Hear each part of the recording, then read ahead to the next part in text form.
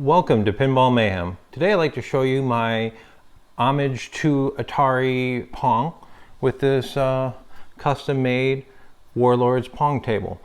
I got the idea. I like 4-player Pong. I actually designed it in QBasic at one time, but it was laggy. I couldn't get the inputs working, and Warlords is better anyways. But I would like to get the original screen on here someday. This is parts that I found at a local surplus store. This is a table that used to be at the coffee shop at the local university, orange countertop, and various other parts. Where I say it's an homage to Atari is the orange to me represents, the orangey red represents the original Pong prototype that started the company. The yellow represents the Pong production model, and then the blue stripe with the Pong is actually taken off of one of the user manuals for the home version that came out, one of the earlier ones. Had that blue stripe on it. I scanned it in, had it vectored up, and put the stripe that zigzags all the way around the cabinet. The owl eye door is from the more popular, going into the, I think, late 70s. It was a very, very iconic door. And you saw that, you thought Atari. So right now this is running MAME. It has, the spinners are off of some arcade, or actually some audio video equipment I got. I've got 4 matching knobs. I think they look very like what they would have used back then. I had a couple original spinners. They were hard to get 4 that matched. So yeah, this plays, we got the catch button on one side. This is, I just started a game. So this starts the, allows to catch the ball. And your spinner moves the guy back and forth. And now we got the 3 computers going.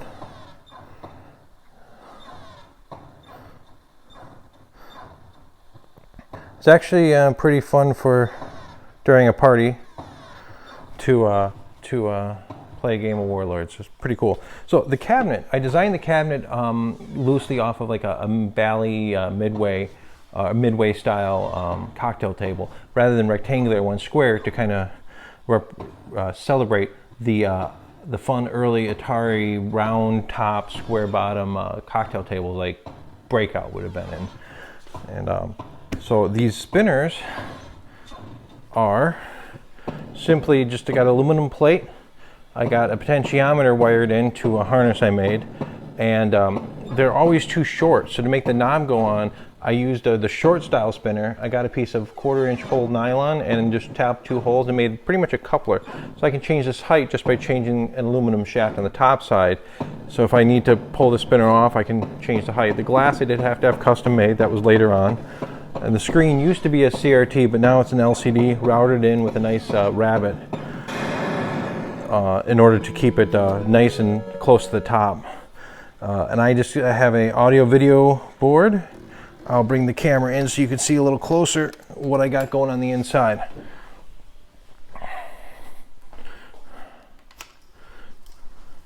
I have there's my Raspberry Pi, and then I got some network RJ45 jacks, which I wired into a custom board off of a riser header, and this has a audio analog to digital converter in order to set the potentiometers input. Cool thing about this one is if I got the inputs wrong, I can switch them around. This can come out very quickly. That was my goal. I wanted to be able to pull this out and put it on a bench.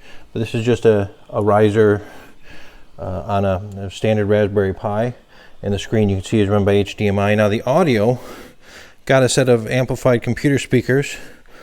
Rip the the speakers apart essentially. There's the board out of the inside, and you can see the speakers on each side. Just mount them to a piece of 1/4-inch masonite, and just bolted them through on the original 6x9 style holes. I'm using Midway style speaker grills.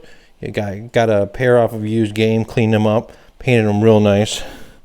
And for the coin door, not hooked up for coins, just put an LED in there just to give me a nice red glow, because it kind of works for wear. And I got a coin box sitting in the bottom just to store all my stuff. Not very extravagant. I have a toggle switch on the bottom for AC, which is hardwired into a power strip, which powers everything. And to hit that toggle switch, I got a little wire wrapped around it that goes out, so I can just pull it and push it.